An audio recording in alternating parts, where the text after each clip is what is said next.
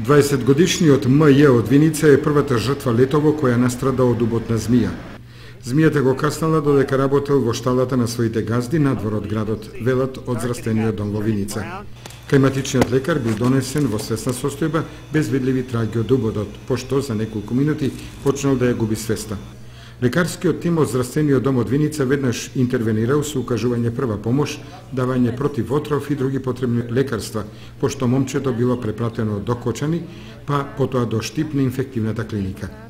И тука му е укажана неопходната помош и според болничките извори, момчето е надвор од животна опасност. Утврдено е дека тоа е каснато од змија во стапалото од десната нога.